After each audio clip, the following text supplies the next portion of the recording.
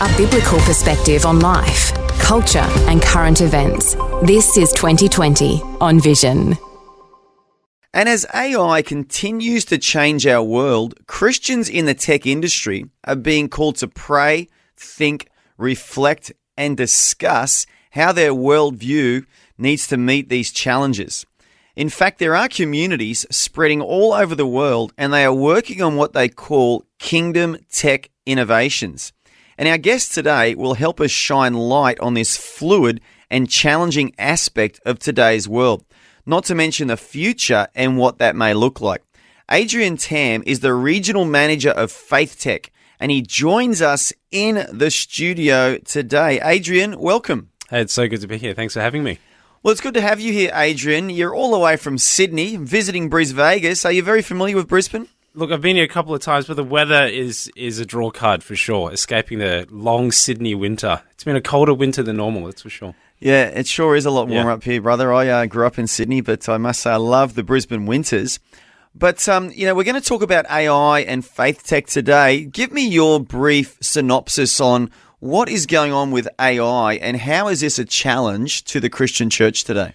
Yeah, it's a big question. I mean, AI, depending on who you talk to, it's a very polarizing subject. I think some people are extremely excited about it, and I think for good reason, all the possibilities in terms of what it means for our day-to-day living, for your business, for productivity, all these different things. But it's moving at a pace that I think we're finding it hard to keep up with in terms of even regulation.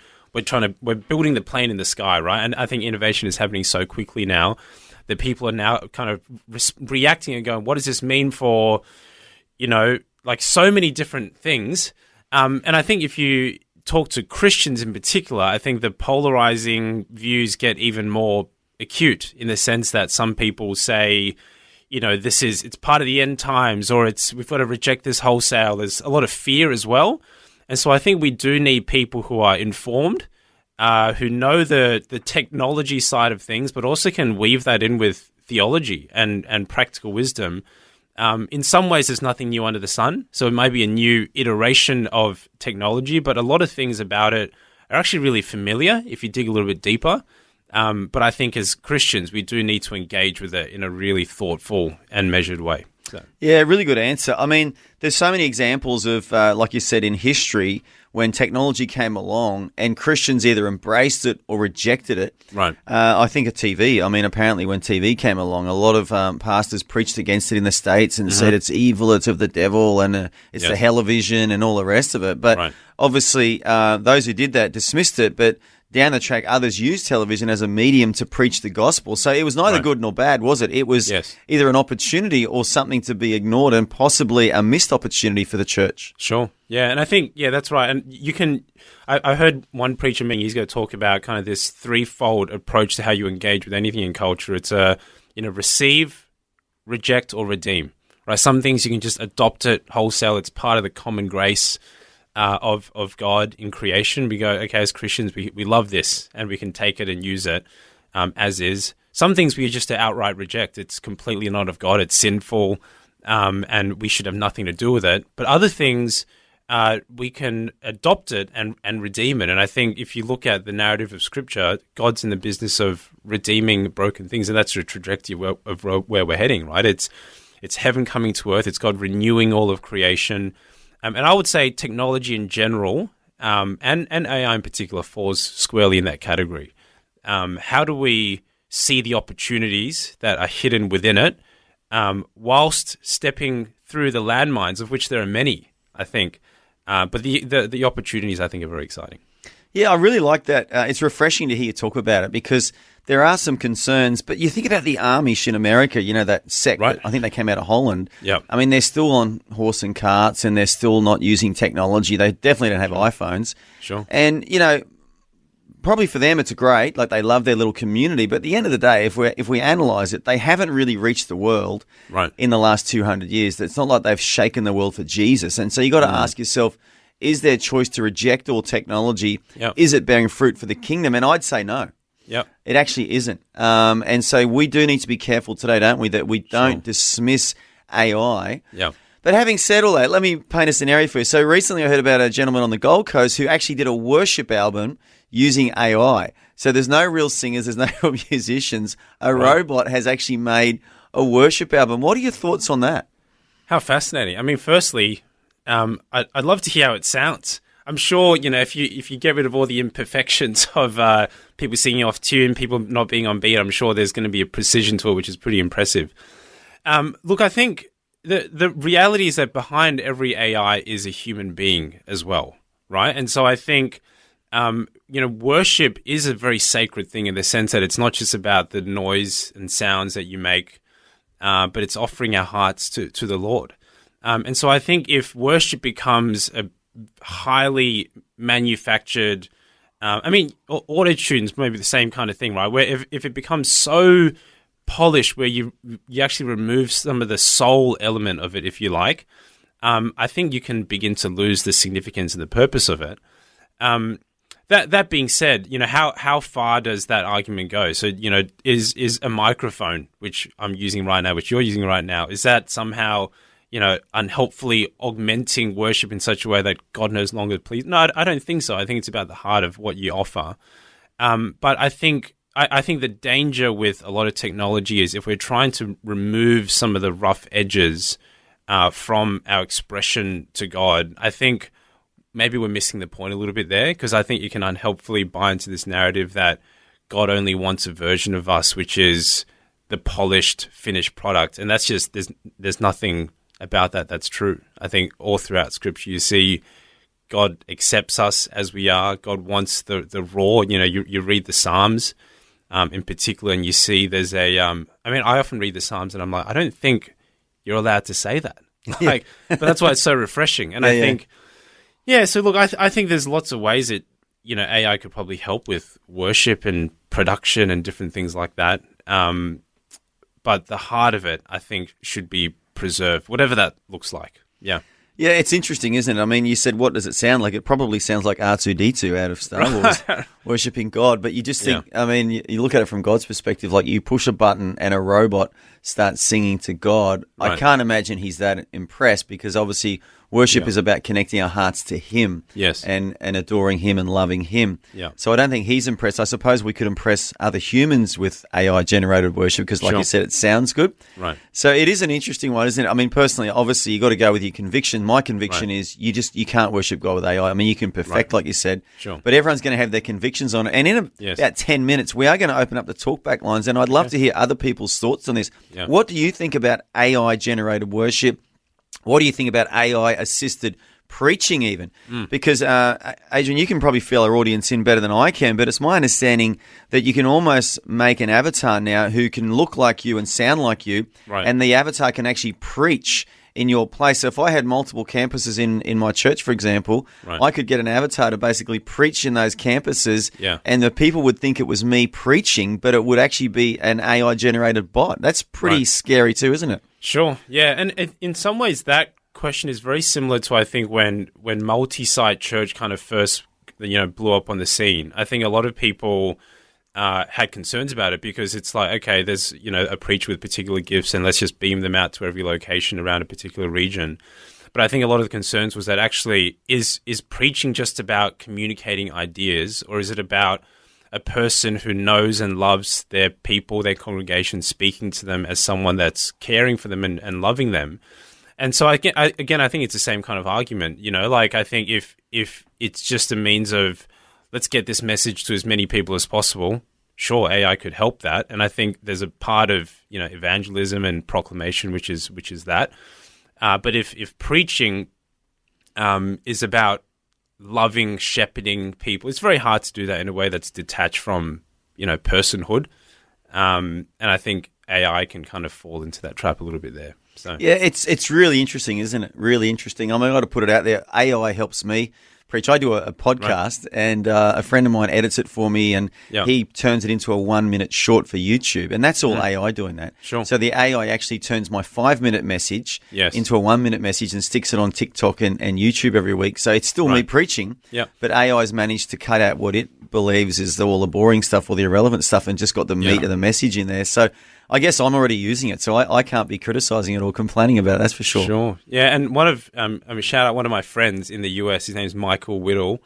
He's got a platform called Pulpit AI. And I think because of the name of that platform, a lot of people thought, you're just getting AI to write people's messages and this is not good. But basically what his tool does is similar to what you were saying. So they kind of take sermon content.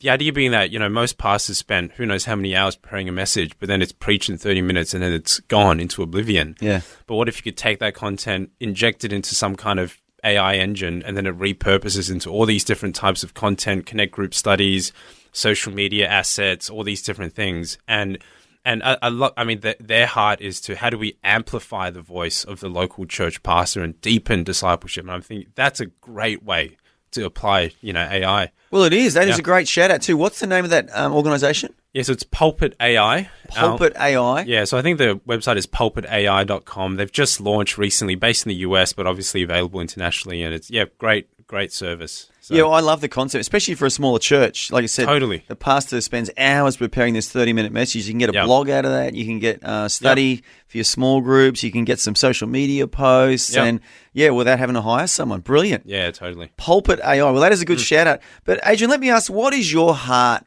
on this right now? Like, what are you really sensing? Because you're not just a tech guy. That's what I like about you. You're also a pastor yourself, and you've been involved in ministry for many years. Yeah. So what is your heart with AI right now? What do you feel like God's saying to you?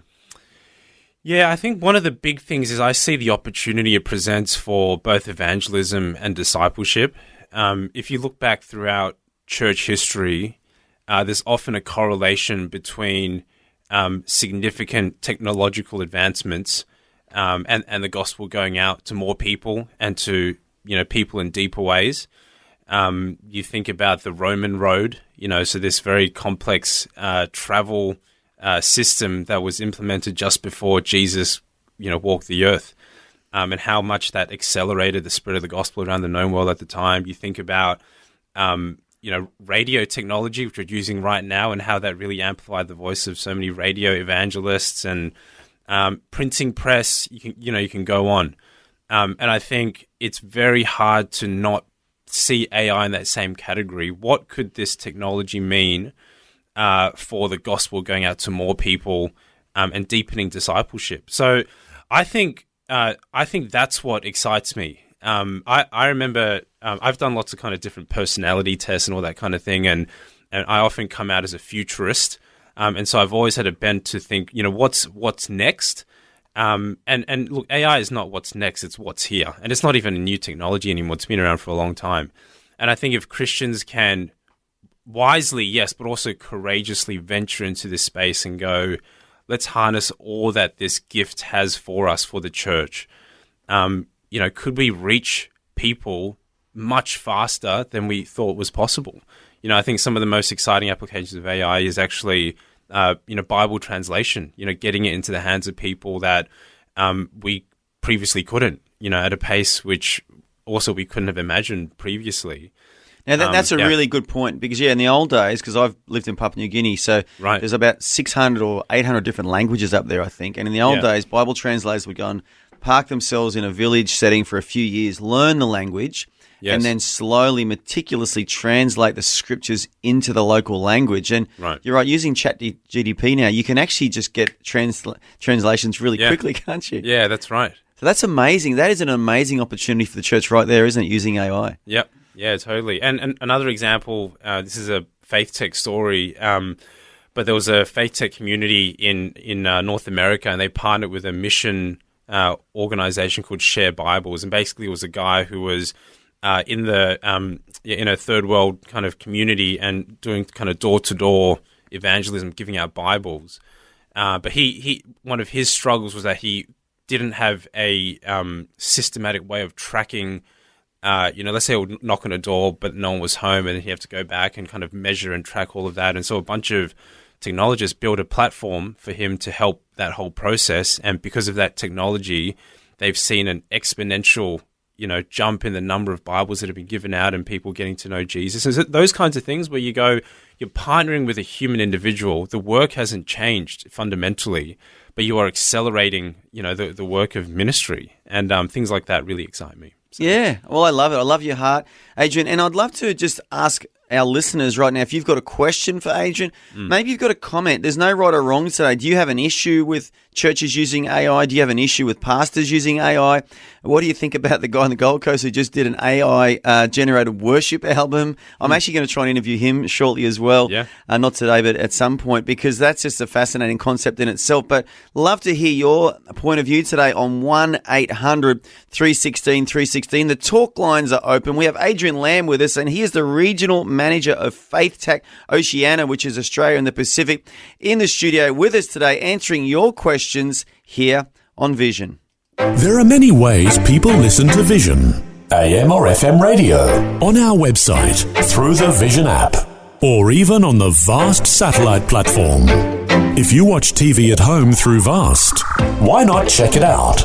Just select channel 614 on your set-top box. To find out more about all the ways you can listen to Vision, head to vision.org.au/radio. That's vision.org.au/radio. Vision. In 1931, HCJB became the first Christian missionary radio station in the world. Today, the ministry is known as Reach Beyond and continues to broadcast a message of hope. Reach Beyond is sharing Jesus, giving hope, and reaching beyond borders in the Asia-Pacific region in over 25 languages. The impact for many has been life-changing. Read some of the remarkable stories and testimonies at reachbeyond.org.au. Station sponsor, Reach Beyond. Life-changing media. Helping you make sense of life, culture, and current events from a biblical perspective. 2020 on Vision. And welcome back to 2020. If you're just joining us, we are talking about AI, we're talking about technology, and we're talking about where AI and technology meets faith and the Christian worldview. And we've got a very special guest with us in the studio today. He's travelled all the way from Sydney. He is the regional manager of an organisation called Faith Tech, which is a collaboration of Christians working in the tech industry. His name is Adrian Tam, and he's here to answer your calls and questions today. So if you've got a question for Adrian or even a comment about AI or about technology, please call us on 1-800-316-316. That's 1-800-316-316. But Adrian, I think it'd be really good now if we just asked you about Faith Tech. Tell us what Faith Tech is. Yeah, thanks for asking. So this was back in 2016. That's when Faith Tech started by a guy called James Kelly. So he's our founder and CEO. So he's from Waterloo in Canada, which, if you haven't heard of Waterloo, is a bit of a tech hub. So apparently the story is that Gmail was invented in the Google office there. For some time, it was the biggest Google office outside of Mountain View in California. But so he's a Christian guy, and he had a lot of friends who were working these, really high-powered tech jobs, highly influential, creating amazing things. Love Jesus, Christians, but experienced like a real chasm, a disconnect between their work and their Christian faith. And so kind of the line was, you go to work and no one understands your faith, and you go to church and no one understands your work.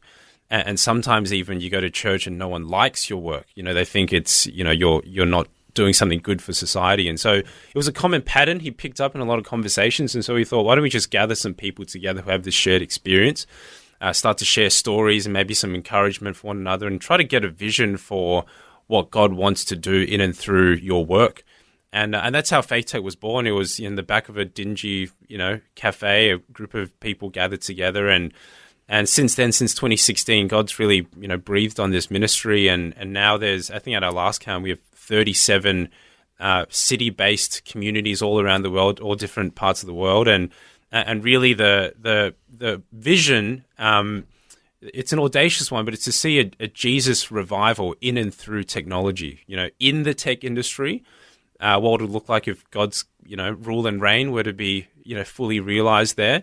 But then also through technology, like we said earlier, to really leverage technology as a tool to see God's work being done. So that's the vision, and that's a bit of the story. I love that. And you said earlier there's a lot of stereotypes around IT and tech guys, isn't there? But the stereotypes aren't necessarily true, are they? Because tech people come in all shapes and sizes. I remember years ago I actually had to fight in a boxing tournament against an IT guy. And I used to always bag out IT guys and sort of make out they were all just useless. And he nearly knocked me out in the first round. I almost went down. Luckily, I came back like Rocky, though, and it was a draw in the end. But he certainly wasn't your classic IT nerd, that's for sure. But we've got some callers, and one of them is Steve from Adelaide. And Steve is joining us now. Steve, have you got a question or a comment around tech today? Yes, I have. I was thinking about AI and the different sources that AI gets its information from. And in terms of creating a sermon or something like that, it draws information from all kinds of other stuff, all kinds of resources that may not apply to what you're trying to achieve in your sermon. For example, you've got Calvinist views, and you've got Lutheran views and Catholic views and so on. What would happen if you ended up with a sermon with a whole bunch of stuff from progressive Christianity views that don't apply to your church or to your congregation at all? Yeah, it's a great question. I'm just thinking about, the Bible talks about the gift of discernment and wisdom, and the gifts are given to people, to spirit-filled individuals, not to tools, platforms, organizations, entities, right? So I think AI can be that initial tool potentially to maybe collate large amounts of information, synthesize it. But if the human being, the preacher, is not auditing that information, if you like, using their God-given gifts of wisdom and discernment to figure out, okay, this belongs, this doesn't, then 100% it can be very dangerous.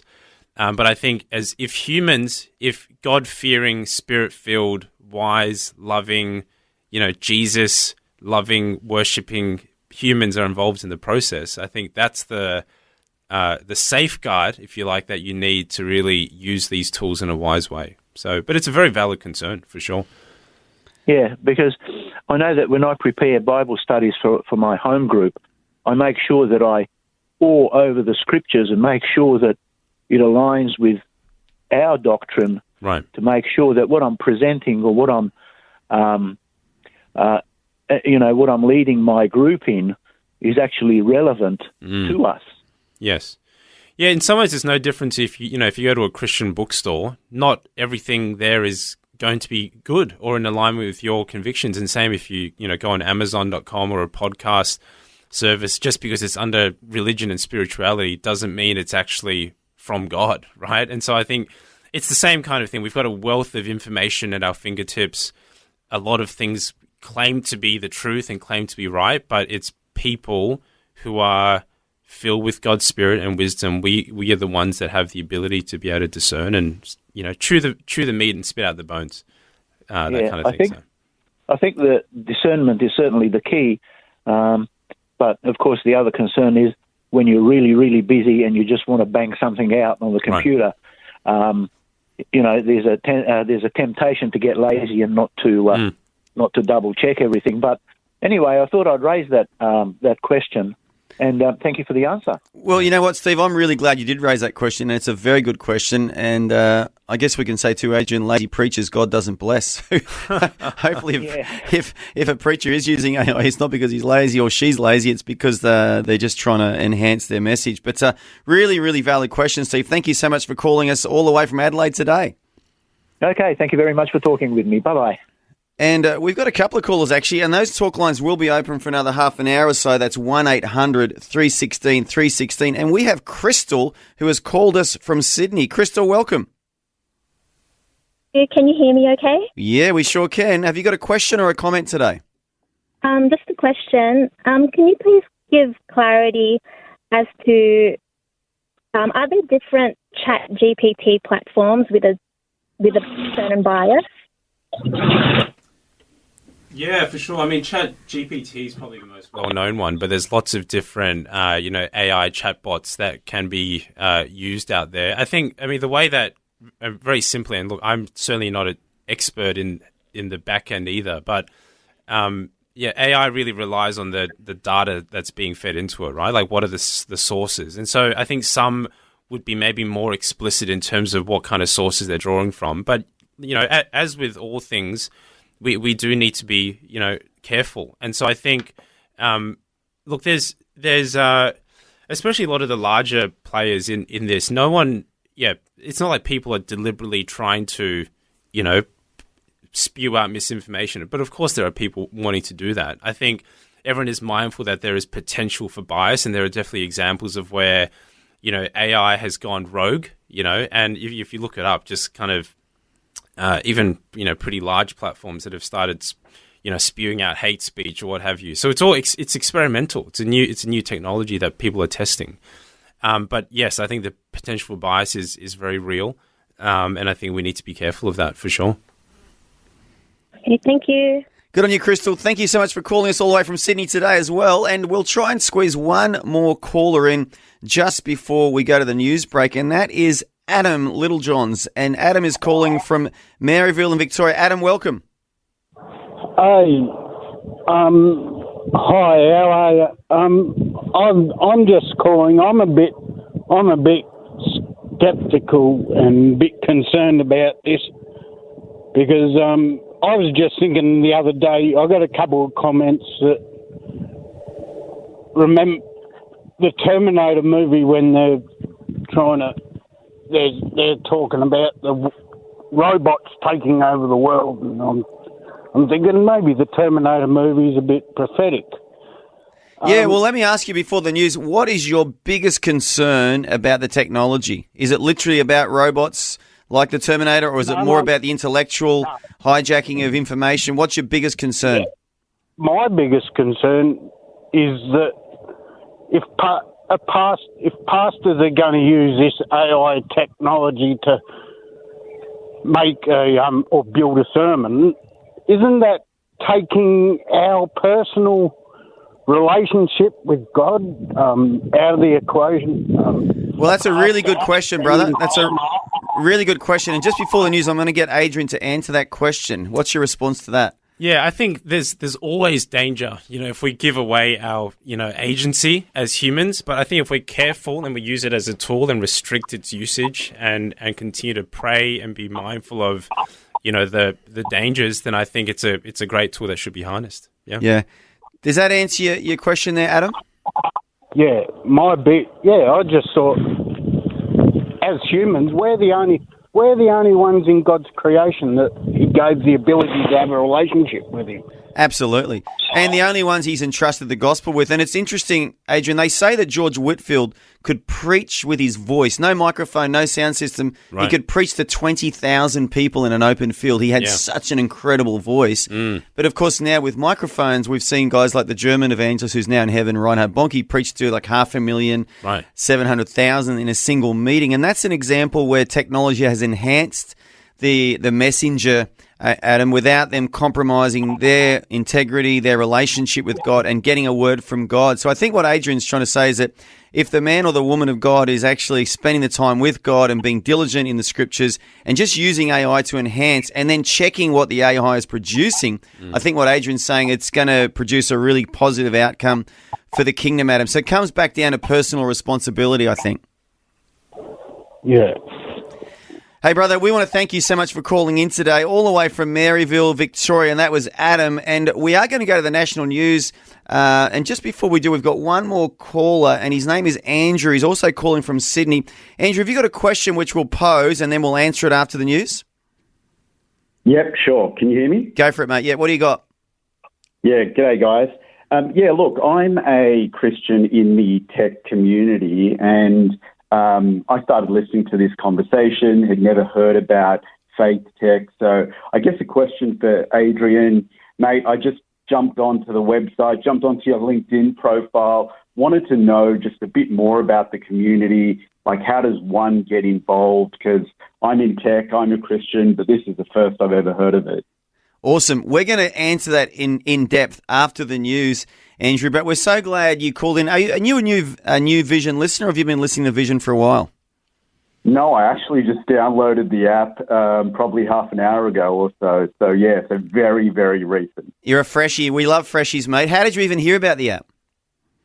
I think I saw something on my Facebook that I was curious about, then jumped onto the website, and then, just one thing led to another, really. Love it. Well, we're going to the news. If you can hang on, Andrew, we'd love you to just hold for a few minutes until the news breaks over, and then Adrian will answer your question in depth. You may have another question for him. And anyone else who wants to call us today, call us on 1-800-316-316. We're talking faith, we're talking tech, and we're talking AI here on Vision. Now, we did have a caller before the news, and his name is Andrew. He's called us from Sydney. He's a brand new Vision listener. Are you still there, Andrew? I am. Just in case someone's just tuned in now, just repeat your question for Adrian, please. I think you had a question about faith tech. Yeah, look, I just more of a general, inquiry, wanted to understand a bit more about the community. I mean, how do people get involved? What's it about? And I guess a bit about the genesis of that question, which I didn't really get into previously, is because I feel a lot of the time the tech space itself can be quite soulless and very woke nowadays, and often antithetical to the gospel message. So it's, I guess, encouraging and reassuring to know that this type of community exists, and wanted to ultimately understand how to get more involved. Yeah, it's a great question. Thanks so much for asking, and it's a perfect opportunity to kind of share a bit about what we do. I'll start by saying this: there was a HBO sitcom some years ago called Silicon Valley, and just to your comment earlier. So one of the quotes from that show was, they said you can be anything you want to in Silicon Valley except a Christian. So there is this perception that actually you've got to choose. If you're going to be in tech, then you forget about your faith because it's not going to stick here. But that is the very problem that we're trying to remedy. And so in terms of how you can get involved, so again, great question. We've kind of just launched in Australia, essentially. So it's early days, but it's a great time to connect in. Faith Tech, we essentially do two things, and the second thing flows out of the first thing. So the first thing is really simple, is we create city-based communities of people who love Jesus and love technology. We had our very first in-person gathering in Sydney. So that was in July. It was a great kickoff. We met at Canva at the offices there. We had about 80 people come along. It was a great gathering just to kind of cast a vision and really begin to gather people that want to use their abilities in technology for good. And so that's the second thing. So we have communities, but then out of those communities, we do what we call labs. So these opportunities for people to then gather together in kind of specific project-based groups. And begin to solve problems together, So we talk about, even how do you incorporate lament into the creative process as a tech builder? It's really discern from the Holy Spirit. What are some of the problems that we see in our community, in our society? And how can we as Christians begin to solve some of those problems? So in answer to your question, especially if you're in Sydney, we've got our next meetup planned, hopefully in October. We're still confirming some of those dates, but the best way to connect in with what's happening is just through our website. So faithtech.com. You'll be able to find a page that is all about Australia. You'll see different events as they come online. Will be posted there. And we'd love to have you along. So reach out through the website, or, there's forms you can fill out there as well to express interest. And we'd love to see you at our next gathering. Yep, awesome. Will do. And Andrew, can I ask you, tell us your journey working in the tech industry. Have you felt that isolation that Adrian just mentioned, that there's a lot of apparent unbelievers in your midst, and that you find sometimes you're the only Christian in there, and you do find that a bit of a struggle? Yeah, 100%. It's often very difficult to kind of voice, your opinions about certain things. You see a lot of, as I mentioned before, that kind of woke ideology infiltrate, tech, things like, putting sanitary pads in the men's bathroom, and all sorts of crazy stuff that just goes on, and it's very hard to speak up in a lot of those cases. So I felt very isolated. I can't say I know many other Christians that work in tech. So Yeah, it's very, very real, and thanks for sharing that as well. Like, I think the opportunity there for Christians is, obviously to be aware of the things that we don't want to get involved in and the things that we don't want to support, but then understanding that actually we've been sent into the world to be salt and light, right? So I think as Christians, if you're doing it alone, it can be very difficult.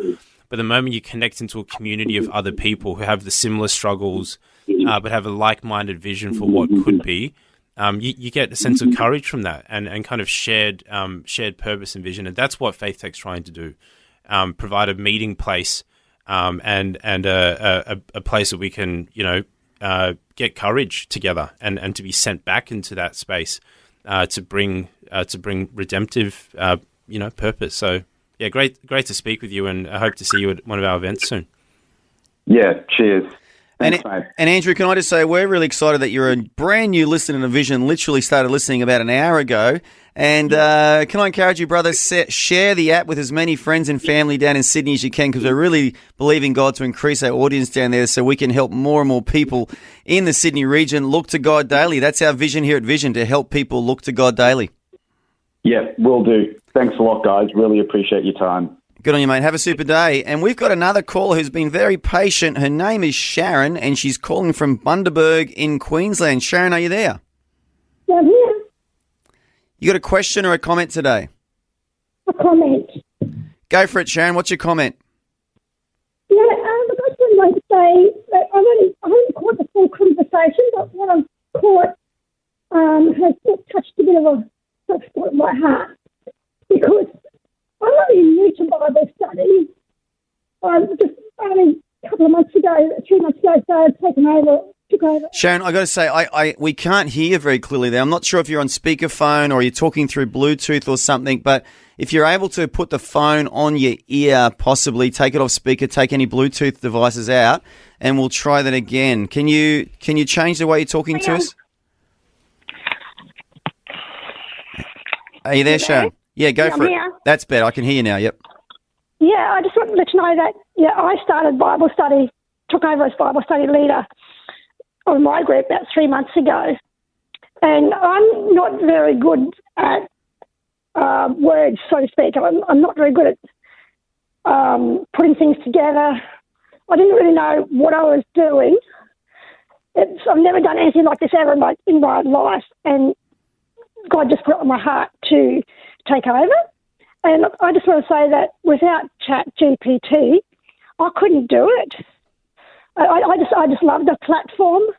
I usually put in comments each week and my own words into my ChatGPT, and then it will improve my own words, sort of thing, like my own comments, but it just tells me a different way of putting it, or some questions that are coming up in my study that I don't understand how to answer, so I put them into the ChatGPT, and it helps me with those answers. And my group is just absolutely loving it. And I just think that I applaud any leader, any church leader, or any person using ChatGPT. No one's perfect, and if they can get some sort of use out of ChatGPT, then I think they should go for it. Yeah, that's a really good story. That's a real life story of AI assisting someone. What are your thoughts on that, Adrian? Yeah, thanks so much for calling, and I think that that's really encouraging to hear. I think my encouragement is to, use ChatGPT as a supplement, and if there's people as well in your life, those who are more experienced Bible leaders, a pastor, a mentor, or something. I think as with any tool or technology, to use it as a supplement alongside real people as well can shape and guide you. I think is great, but. Again, perfect example of how it's a tool that can be really used for good. So great to hear that. Yeah, thank you. Yes. As it has happened, since I first took over, several people have come into my life who have also given me other different apps as well to help me with to get extra research and all that sort of stuff. And other people have helped me greatly in my leadership.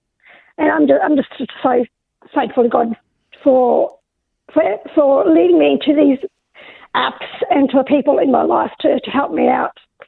And well done to you too, Sharon, for stepping up and deciding to be a leader in your local church community there. And it sounds like you're being a real blessing to a lot of people. So the thanks go to you as well.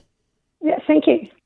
Good on you, Sharon. And the talk lines are open for a few more minutes today on 1-800 316 316. If you've got a question or a comment for Adrian, Adrian is a part of Faith Tech. It's a team of like-minded Christian people working in the technology space, and we're talking about AI and technology and how faith intersects with that. And if you want to call us on 1-800 316 316. But Adrian, what are your other thoughts about what do you think the future looks like with all the AI that's just really invading the modern world? Yeah, I think certainly from a Christian perspective, I think the future that I hope for is that Christians will be at the forefront, of that. And that doesn't just mean, building Christian technology. I think that's part of it. But I think it also means, Christians at the highest, level of innovation and influence. Because when Christians move upstream, and shape culture that flows down rather than waiting downstream and protesting the things that we don't like. I think that's part of the role that we have. When you look back to Genesis, and part of our God-given mandate is to exercise dominion, and to tame the wildness of creation. And I think that can look like farming and agriculture and literally taming creation. But I think in the case of technology, it also means AI, there's a wildness about it. We're seeing that. It's kind of a free market. Everyone's wanting a piece of it. Everyone's, there's AI applications for everything. So it's wild out there. And I think it needs taming, and it's either going to be done by people who don't have a Christ-centered vision for their life or those who do. And so I think if there's listeners out there who maybe you're a younger person, and you're, fascinated by this whole space, I encourage you move into it. Get upskilled. Work your way up. Maybe you're someone that's older, but you're wanting to pivot and explore. I think the opportunities are there, and the need is there for more and more people like yourself, who can bring the presence of God into an area that can be pretty dark. So that's my hope. That's my vision for the future. I love this guy so much. What an analogy, hey? We got to tame the wildness of AI. You're a wild man, Adrian. You're not an IT geek, man. You are a wild man yourself. What a great way of looking at that. We have to take dominion, as God said to Adam and Eve. We've got more people calling in. We've got Ramona, who's called in from the Sunshine Coast. Ramona, have you got a question or a comment for Adrian today? Oh, maybe a little bit of both. So I'm a surface pattern designer. I do art. And in the art industry, there's big controversy about AI and people using AI to do their artwork and then putting them onto products rather than being sort of hand-drawn, made by the person themselves. So they don't have to think, as a matter of fact, you don't even have to have a artistic bone in your body to produce artwork.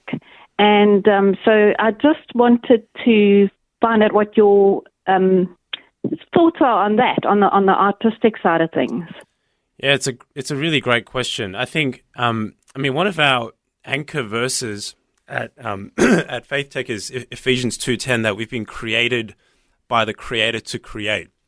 Well, that's part of our design, and I think anything that violates that is unhelpful, and I would probably say not of God. And so I think certainly stealing and pretending that something is yours when it isn't, that's not right. I think AI has a lot of potential applications as far as inspirations, generating ideas that you can then repurpose as your own. But certainly if you're using AI to generate something and saying that it's yours when it actually isn't, I would consider that is a form of plagiarism, theft, what have you. And certainly if you're a creative, you're an artist, I can see how that would be, that's devastating and heartbreaking. So I don't think that's a good thing. No. Yeah, I know that one of the sites that I belong to, they actually, before you can upload your design onto their site, you have to actually state whether you did it, whether it's your work, right, or whether it's that of artificial intelligence. One of the things I would say as well is, I think there could be a swing back towards, very analog approaches to life, because now it's very hard to tell what's real, what's not, in a digital space. I from a church, for example, point of view, I wonder whether there's going to be, more of an appetite for, we can stream the best sermons, the best worship from online, but I just want to meet face to face with a human being. I can see them, I can smell them, I can lay hands. And I wonder whether it could be a similar thing with art. It's like whether there could be a resurgence in actually we just want to sit in a room and just watch someone do a live painting and actually see this is in front of me. I'm part of this really sensory experience. I think there's going to be an increased appetite for, that kind of thing as the world gets more and more digital. So yeah. That's great. Thank you for your input. Well, Ramona, and thanks for your call. So good getting more calls. We've got a couple waiting in the queue as well, and we're going to go to one of them right now. Katie is calling us from Horsham in Victoria. Katie, are you there? Yeah, hi Andrew. Sorry, I'm not exactly in Horsham, but I'm in that area. Okay, go for it. You got a question or a comment today? Yeah, so I walked in on the end of the conversation because we have Vision playing 24/7 in our house. I've actually got a fairly new YouTube channel, and it just occurred to me because sometimes, you get people on there trying to discourage you, and I'm in the stage where I just block negative comments because I'm just trying to build my channel. But I'm already up to like 794, which isn't bad because I only started in February. But anyway, it's a Christian YouTube channel. So this comment I got the other day was from someone that had like a picture of an AI robot, and they have 137 subscribers, but they have no videos. So I'm automatically suspicious, right? And then they said the Bible is conclusively not the Word of God. And they made a fairly long comment, but at the end of it, they said something really strange, which they said, and anyway, the NIV is a bad translation. And I thought, well, if you're going to say the Bible is conclusively not the Word of God, but that it's a bad translation, and I just wondered if they could possibly be using AI on YouTube to discourage, like, Christian YouTubers. That's a really, really good question, Katie. I want to just hold it there and ask Adrian, what are your thoughts on this? Look, I think there's plenty of AI chatbots and rogue commenters out there, and I think the world of YouTube comments can be it can be a bit of a wasteland at times. I think there are good things that come from there, but even if it's not, a bot that's commenting, there's some, especially if it's behind an avatar, there's no real identity. I think you've got to be really careful of how much attention you give to those kinds of comments, and certainly if someone's saying, look, that the Bible is not even to be relied upon, I just think there's an instant loss of credibility there, from a Christian point of view. So I just blocked them, but I just thought it was hilarious, like that they said at the end, and anyway, the NIV. So they were kind of confirming that the Word of God is real right after they said that. Right. Yeah. Because then you wouldn't say it's not the Word of God and then say, and the NIV is a bad translate. Do you know what I mean? Yeah. I actually normally use the New King James Version, and I agree the NIV is not a very good translation,